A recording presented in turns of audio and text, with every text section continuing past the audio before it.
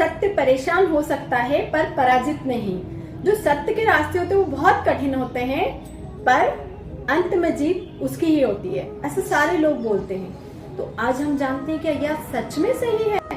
Doctor यश, मैं आपसे एक क्वेश्चन करना चाहूंगी कि जैसे हमारे परिवार में बहुत सारे लोग होते हैं, हम सब लोगों का क्वेश्चन है जो मुझे बहुत सारे लोग बोलते हैं और मैं भी कई बार इस चीज को फील करती हूँ कि जितने भी परिवार में लोग होते हैं और कुछ अच्छी चीजें होती है, तो जो सबसे तेज इंसान होता है या वो गलत रास्तों पे चलता है उसको सब कुछ मिल जाता है, और जो सीधा साधा और सत्य के रास्तों पर चलता है उसको कुछ नहीं मिलता है।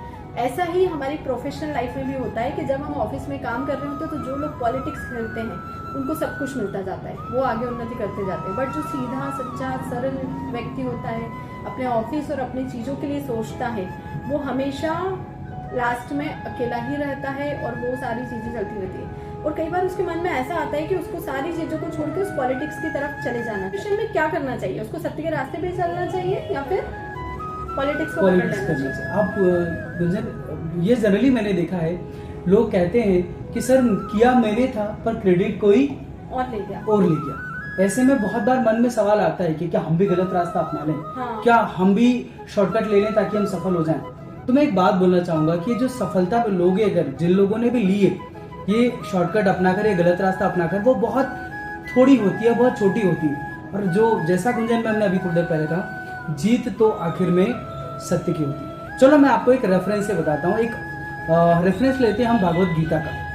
एक बार भगवान श्री कृष्ण से कर्ण ने एक सवाल किया, जैसे आज गुंजन ने सवाल किया ना, एज इट इज। भगवान से पूछा कि भगवान एक बात बताओ, मैं जैसे ही पैदा हुआ मेरी माँ ने मुझे त्याग दिया, थोड़ा बड़ा हुआ शिक्षा की बारी आई तो मुझे द्रोणाचार्य ने मना कर दिया, जैसे जैसे मैंने अपनी शिक्षा के लिए परशुराम जी से मिला, उन्होंने शिक्षा तो दी पर शिक्षा के साथ श्राप भी दे दिया।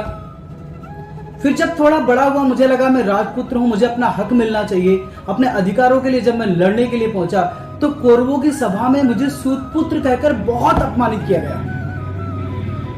और बड़ा हुआ भगवान, तो ऐसे ही मुझे हर जगह नीचा दिखाकर बेइज्जती मिली, तो मैंने दुर्योधन का, जिसने मुझे अपना हक दिलाने में मदद की, फिर मैंने दुर्योधन का साथ दिया, तो मैंने इसमें क्या गलत किया?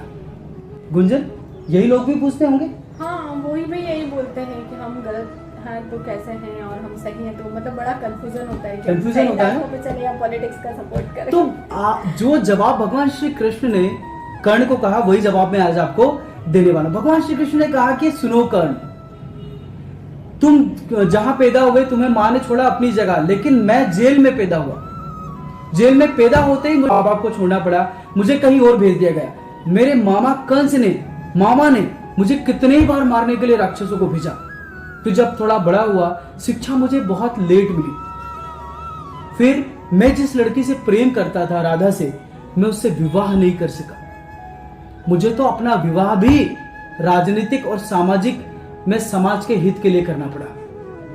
तो परिस्थितियां किसी की जिंदगी में कुछ भी हो सकती है, चाहे वो राम हो, चाहे वो कृष्ण हो, चाहे वो कर्ण हो, पर इन परिस्थितियों में डिसीजन क्या लेना है और वो डिसीजन आपको कहां पहुंचाएंगे, ये बहुत मैटर करते हैं। पर उससे भी बड़ी बात, आपने अपने सिर्फ एक फायदे के लिए अपने एक ऐसे दोस्त का साथ दिया जिसने आपकी पूरी जिंदगी के सारे कर्मों को शून्य कर दिया, और आखिरी में अंत क्या है आप जानते हो। सो गुंजन, आपको भी समझ में आ गया होगा कि आखिरी में महाभारत का अंत क्या हुआ। कर्ण बहुत महान था, उसमें कोई कमी नहीं थी, बहुत ताकतवर था, अकेला महाभारत को खत्म कर सकता था, पर अंत में कर्ण मारा गया।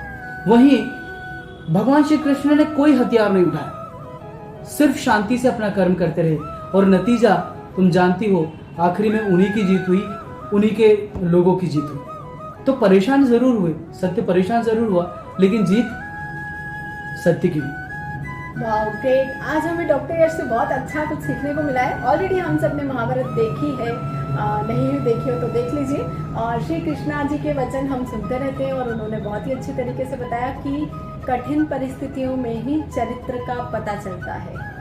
क्योंकि हमें कठिन परिस्थितियों में ही हमें डिसीजन लेना होता है कि हम सत्य की तरफ जाएं या असत्य की तरफ जाएं। और जहाँ तक परीक्षा और चैलेंजेस की बात है तो वो तो श्री कृष्ण के साथ भी थे, भगवान श्री राम के साथ भी थे। ऐसी कौन से भगवान हैं जिनके सामने परीक्षाएं नहीं आई?